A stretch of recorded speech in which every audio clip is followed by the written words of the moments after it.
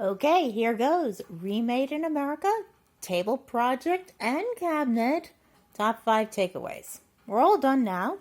Looking pretty good, if I must say so myself. Note the French farmhouse white.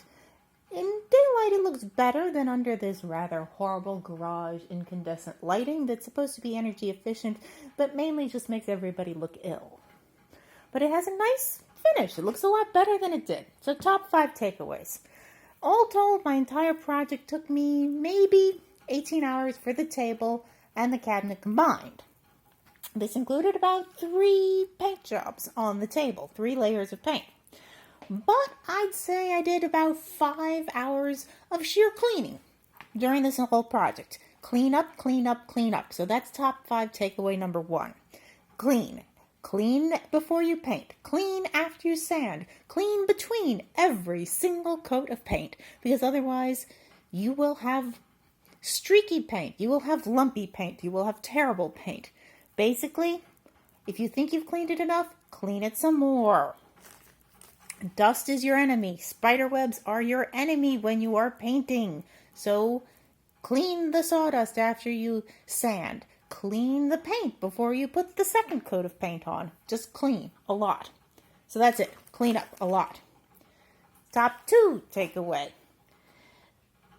Sand with the grain. Paint with the grain. And yeah, I know. It's hard to figure out where exactly is the grain when you are dealing with a piece of schlock like this. This was old, nasty veneer. The cabinet was like, I don't know, some sort of like wood that was left over from when Perry Mason wasn't a rerun.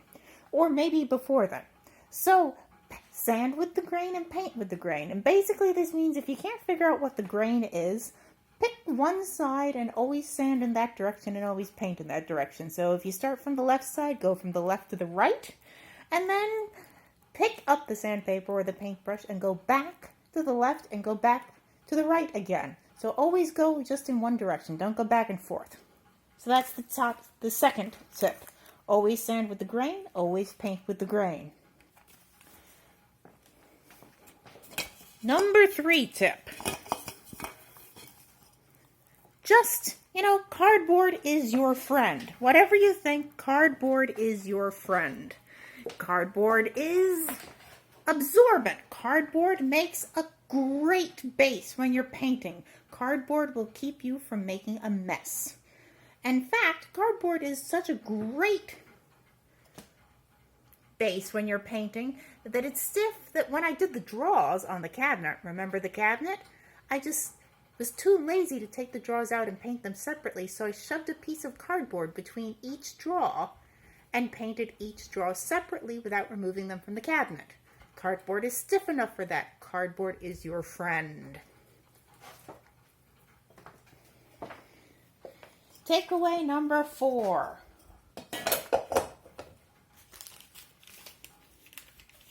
Use a ruler when you do your cork. I did the cork on the side of my cabinet, and if I must say so, I kind of like it. These were individual cork tiles, 12 inches by 12 inches, and I used the horrible adhesive to put it in place. But I cut the tiles to fit because this is actually 6 tiles pieced together on this side of the cabinet, and I used a ruler and my X-Acto blade, and I just scored when I cut. And yeah, at the end of the project, I actually broke the plastic ruler. Not on purpose, not like some Greek throwing a glass of wine into the fireplace. It was just plastic fatigue. It was time.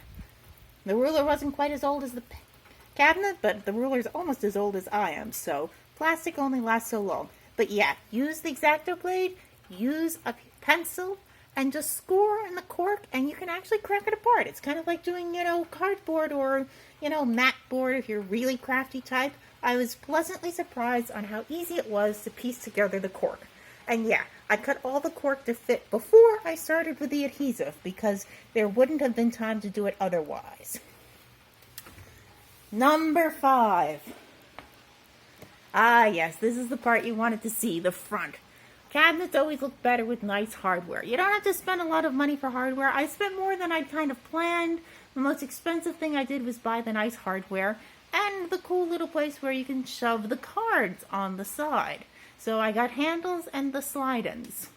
The file fronts cost me about $1 a piece. The handles, well, there were 6 of them, and I probably spent $50 all told on the hardware. Thank you, Etsy. But the thing is, they are screwed into place. You want to use screws, you don't want to use nails, and you want to pre-drill your holes. So I had to pre-drill 4 holes to a draw. There's 6 draws, and pre-drilling, because I didn't have a good drill, took me like an hour. But I pre-drilled all the holes, and it was worth it. So whatever you do, pre-drill your holes. And that's it. Personally, I'm kind of pleased with the project. It's way more chic than shabby now. Didn't cost me much money, and it didn't actually take me that much time. I painted on a nice dry day, nice and hot, no wind blowing, so I managed to do it all in about, 18 hours all told. I took time between each layer of paint. I let it dry, and I used the cardboard. I used found materials. Most expensive thing I did was buy the hardware mail order, and it wasn't that hard. If I can do it, you can do it. And I think these days it's more chic than shabby. Just remember, use the cardboard, always clean, paint with the grain, and wear the smock. Really, wear the smock. You will not be neat as you think you are. You will get paint everywhere. You will ruin your nails. Big deal?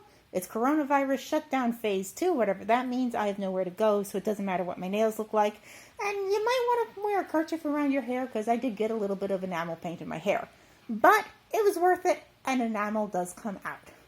So, give it a try sometime. See what we can make or remake in America.